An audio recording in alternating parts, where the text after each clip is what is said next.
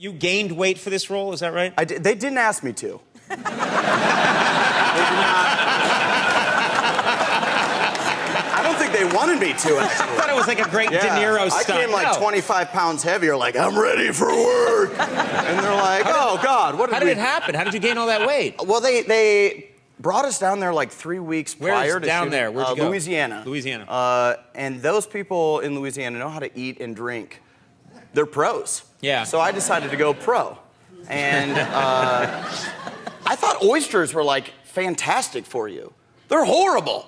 There's so much fat and calories in oysters. And I kept calling them the salad of the sea. Right. I would order a dozen before every meal. And so it all went to my head, too. I have this, you know how they shoot movies? They shoot them, like, out of order, where, like, one scene at the end of the movie, well, you'll shoot it at the beginning. So, like, in one scene, I'll have a normal dude head, and then in the very next scene, I'll have this giant orangutan melon head. The big balloon head, yeah. And for some reason, it did something to my hair. Like, my hair follicles got a little fat, too.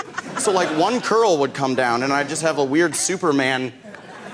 That's gotta be weird. So your head is contracting and expanding throughout the movie. Very bizarre. It's like a beating heart, Yes. your head. Yes. That is the most compelling reason to see a film I've ever heard of. I want to see it now. Yeah. So, yeah, even if you don't like the movie, see it for that. Right. Yeah. Even if you're like, singing's not for me, see it for my head fat. I was curious about something. I was reading some of your tweets. You tweeted recently about pot, and I was just curious, like you've mentioned your parents. Did your parents, when you tweeted about it, know that this is something you've experienced?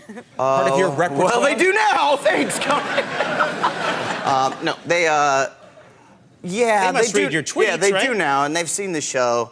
But my mom is very naive, so I would always just blame it on my friend.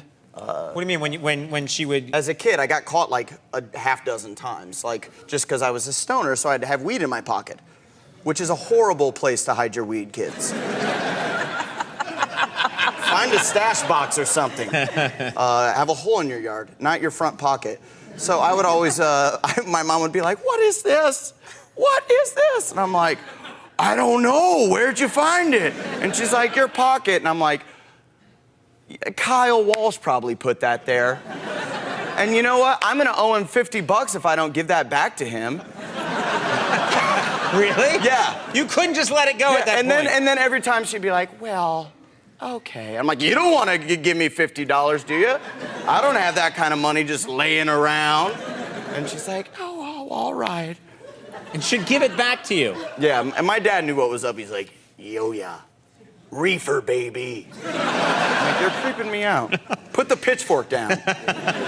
We have a pitch perfect clip from the movie here. I believe that you're hitting on someone in this scene. Is that correct? Yes, Rebel Wilson and I have a lust affair in the film, and this is where I try to kiss her. Let's see this clip from Let's Pitch see it. Perfect. Here's the real question. Who would be easier to sleep with, Captain America or a great white shark? Great white shark. Hey, what are you turdburgers talking about? Dressing for comfort? You are probably the grossest human being I've ever seen. Well, you're no panty dropper yourself. So I have a feeling that we should kiss. And is that feeling a good feeling or an incorrect feeling? I sometimes have a feeling I can do crystal meth, but then I think, better not. Yeah. She's terrific.